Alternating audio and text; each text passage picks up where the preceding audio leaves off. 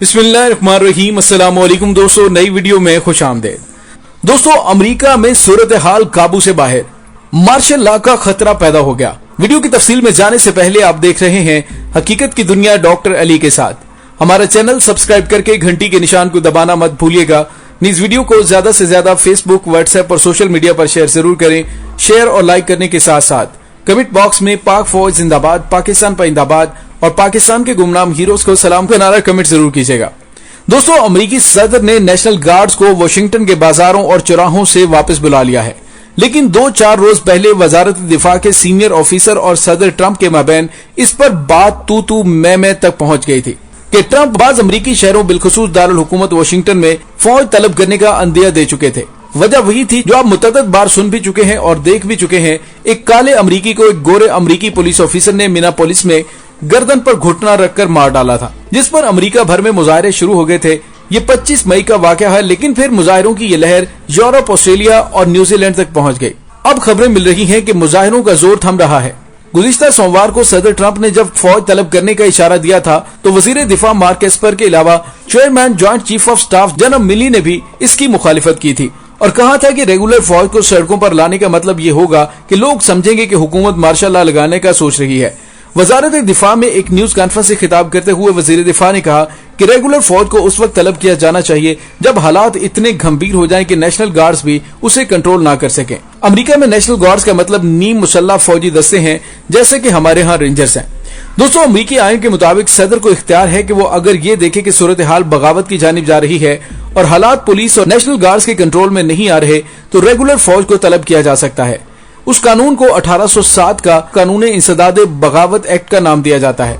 आज से 213 साल पहले एक अमेरिकी सदर था थॉमस जेफरसन। उसने ये एक्ट पास किया था और तब से लेकर आज तक कई बार इस एक्ट के तहत मुख्तलिफ बरसों में मुख्तलिफ सदूर की तरफ से फौज को बगावत और सरकशी को कुचलने के लिए तलब किया जाता रहा है।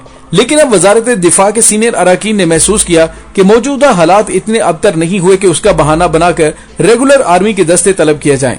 दुनिया जानती है कि मौजूदा अमेरिकी सदर मिस्टर ट्रंप का मिजाज अपने पेशरो सदर से काफी मुख्तलिफ है। उनकी सिमाब सिफ्ती अब एक मिसाल और मुहावरा बन चुकी है। उनकी तबीयत में वो ठहराव, इस्तकलाल और पुख्तगी देखने में नहीं आई जो उनके पेशरो सदूर का वतीरा रही है और जो उनके अरफा मनसब के शायान शान है। जरा सी बात पर बिगड़ जाना, बल्कि सीख पा हो जाना, आला फौजी और सिविलियन वजीरों और मुशीरों को सीख कर देना और बाद में अपने किए पर नादिम न होना उनकी आदत का हिस्सा है। अमरीकी सदर आइन के मुताबिक मुल्क की मुसल्लह अफवाज के कमांडर इन चीफ भी हैं। वो जिसे चाहे फारिग कर सकते हैं और गुज़िश्ता 3.5 सालों में वो कई बार ऐसा कर भी चुके हैं। वैसे तो अमरीका एक ऐसी कौम है, हर लहजा नए तौर पे बर्क रफ्तारी से फैसले करने पर यकीन रखती है। हर शोबे में नयापन और जिद्दत उसका शार है। किसी एक शोबे में टिक कर काम करना अमरीकियों की फितरत में नहीं है। वो किसी भी शोबे में कैरियर ऑफिसरी के खिलाफ है और इस तनाजुर में हम पाकिस्तानियों से बिल्कुल बरअक्स तबीयत के मालिक हैं। आज रेलवे के महकमे में होंगे तो कल पुलिस में, परसों किसी जरी यूनिवर्सिटी में किसी अलग और नए शोबे में काम करते नजर आएंगे। उनको एक जगह जमकर काम करने से गोया एक चिड़सी है। सिर्फ एक महकमा ऐसा है जिसमें ज्यादातर लोग ज्यादा देर टिकते हैं और वो है फौज। उनके यहाँ फौज में आज जो लोग आला ओहदों पर फाइज नजर आते हैं वो गोया रवायत से बगावत की वजह से है। रवायत यह है कि कोई भी फौजी एक जगह दिल लगाकर काम नहीं करता। उनका दिल बहुत जल्द उचाट होने लगता है और वो कोई नई फील्ड, किसी नए शोबे और किसी नए मैदान का रुख करते हैं। खुद मौजूदा वजीर दिफा मार्क एस्पर भी इसी रवायत के मुकल्लिद हैं। 1986 में वेस्ट पॉइंट मिलिट्री एकेडमी से कमीशन हासिल किया और 101 एयरबोर्न डिवीजन में तैनात किए गए। अमेरिका का ये दूसरा छाता बरदार यानी कि एयरबोर्न डिवीजन है जो दूसरी आलमी जंग के दौरान कायम किया गया था। पहला एयरबोर्न डिवीजन 82 एयरबोर्न है और इस डिवीजन के बेशतर हिस्से वाशिंगटन के आसपास तैनात हैं। अवामी मुजाहिरीन को कंट्रोल करने के लिए इस डिवीजन की खिदमात भी एक तारीख का हिस्सा है और वजीर दिफा चूंकि 101 एयरबोर्न डिवीजन में रह चुके हैं, इसलिए उनको मालूम है कि बागी मुजाहिरीन को काबू करने में जो टैक्टिक्स और हरबे इस्तेमाल किए जाते हैं वो अवामुन नास में काफी नामकबूल हैं। एस्पर 21 बरस तक फौज में रहे, 1986 से लेकर 2007 तक, और लेफ्टिनेंट कर्नल के ओहदे से रिटायर्ड हुए। खुद रिटायर्ड नहीं हुए बल्कि रिलीज ले ली और फिर फौज के लिए कंट्रैक्टरों की एक तंजीम में शिरकत की। फौजी भर्ती के लिए कंट्रैक्टरों की इस तंजीम का मुतबादल किसी और मुल्क में शाज़ो नाज़र ही मिलता है। दोस्तों, चूंकि अमेरिका दुनिया में मुख्तलिफ ममालिक में अपनी अफवाज भेजता रहता है, इसलिए ट्रुप्स की जरूरत हर आन रहती है। इस जरूरत का तोड़ अमेरिकी जिद्दत पसंदों ने ये निकाला कि रेगुलर फौज की भर्ती टीम के मुमासिल एक और भर्ती टीम बनाई जो कंट्रैक्टर कहलाती है और उसका बाकायदा बजट है जो गैर सरकारी इदारों, कारखानों और अशखास की जानिब से अदा किया जाता है। ये ठेकेदार बाकायदा फौजी ऑफिसर और जवानों को तैयार करते हैं। उनकी बाकायदा ट्रेनिंग एकेडमीज और तरबियती मराकज हैं, जिनमें मुख्तलिफ हल्के और भारी हथियारों पर उस प्राइवेट आर्मी की ट्रेनिंग की जाती है और ये सब कुछ वजीर दिफा की मर्जी से अंजाम पाता है। इस तंजीम के लोग इंटेलिजेंस इकट्ठी करने, खतरनाक फौजी मिशन अंजाम देने और इस तरह के दलेराना एक्शन बुरोकार लाने का फरीजा अंजाम देते हैं। आज अफगानिस्तान और इराक वगैरह में जो अमरीकी ट्रुप्स बरसरे पेकार हैं, उनमें से हर चौथा सिपाही कॉन्ट्रैक्टर है। पाकिस्तान में भी माजी करीब में ये तंजीम काम करती रही है। दोस्तों, ये हकीकत है, लेकिन हम पाकिस्तानियों और दीगर ममालिक की नजरों से ये तमाम चीजें ओझल हैं। सिक्योरिटी कॉन्ट्रैक्टर्स के हवाले से एक तवील वीडियो बनाई जा सकती है। दोस्तों, हम बात कर रहा था कि अमेरिका के तुलो अर्ज में जो हंगामे जारी हैं, उन पर काबू पाने के लिए सदर ट्रंप ने जो रेगुलर फौजों की तलबी की धमकी दी है, वो फौज की सीनियर लीडरशिप को नागवार गुजरी है। ट्रंप हस्बे साबिक अपने वजीर दिफा और पेंटागन में तैनात दूसरे टॉप ऑफिसर्स को सीख कर सकते हैं, लेकिन फिलहाल वो ऐसा नहीं करेंगे। वजीर दिफा मार्क एस्पर का ताल्लुक सदर की पार्टी रिपब्लिकन से है और चूंकि 5-6 माह बाद अमेरिका में इंतखाबात होने जा रहे हैं, इसलिए वो मार्क एस्पर को फायर करने से गुरेज करेंगे। मुजाहिरीन के बारे में मुतजाद खबरें आ रही हैं। एक खबर तो यह है कि नेशनल गार्ड्स को स्टैंड डाउन किया जा रहा है, जबकि दूसरी जानिब बाज खबरें ये भी हैं कि ये हंगामे अभी इस शिद्दत से जारी हैं जिसमें फौज तलब करने के बारे में सोचा जा रहा था।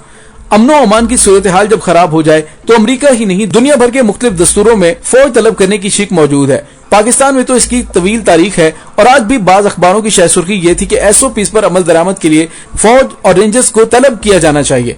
हुकूमत ऑर्डर्स इशू करती है कि फासला रखा जाए और मास्क का इस्तेमाल किया जाए, लेकिन अवाम इन अहकामात को खातिर में नहीं लाते। नतीजा यह है कि मुल्क में कोरोना से अमवात की तादाद में बतदरीज और बदसूर इजाफा हो रहा है।